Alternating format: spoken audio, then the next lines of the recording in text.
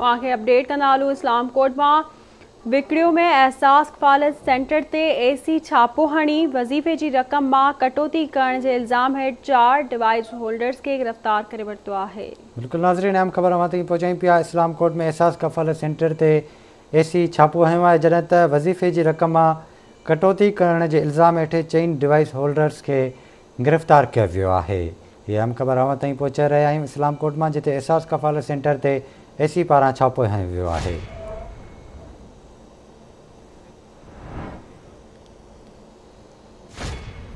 आगाह कयो अव्हांखे त वज़ीफ़े जी रक़म मां कटौती करण जे इल्ज़ाम हेठि 4 डिवाइस होल्डर्स खे गिरफ़्तार कयो वियो आहे।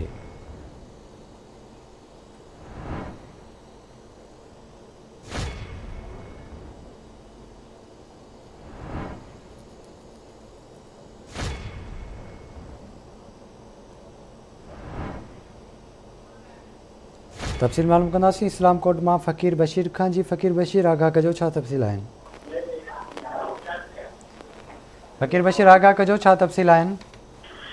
जी बिल्कुल, इहो इस्लाम कोट में असिस्टेंट कमिश्नर जेका कोट वकड़ियो में ओचितो छापो हणियो आहे एहसास कफ़ालत सेंटर ते, ऐं जेके उते एहसास कफ़ालत सेंटर ते मुस्तकन में जेके किस्ताल हुई उनजी रफ़त जेके कंदड़ डिवाइस होल्डर हुआ, उन्हनि 4 ॼणनि खे जेका असिस्टेंट कमिश्नर गिरफ़्तार करायो आहे। पर वाक़े जो अञा ताईं जेके उहा केस दाख़िल न आहे थी सघियो। जेके गिरफ़्तार थिया आहिनि उन्हनि में ॿुधायो जंजी इक़बाल जंजी, अलफ जंजी, अशोक कुमार खे गिरफ़्तार करायो वियो आहे। डिवाइस होल्डर जेके आहिनि उन्हनि जूं डिवाइसूं आहिनि उहे असिस्टेंट कमिश्नर पंहिंजे उहे बि ज़ब्त करे छॾियो। वाक़ई जो अञा ताईं केस न थियो आहे, पंहिंजो दाख़िल न आहे थिया। ॿिए पासे जेके आहिनि जेके कटौती जो अमल आहे इस्लाम कोट शहर में जेके एहसास कफ़ालत जा सेंटर आहे उन्हनि ते जारी आहे। वॾी महिरबानी अवां जी अपडेट करण लाइ।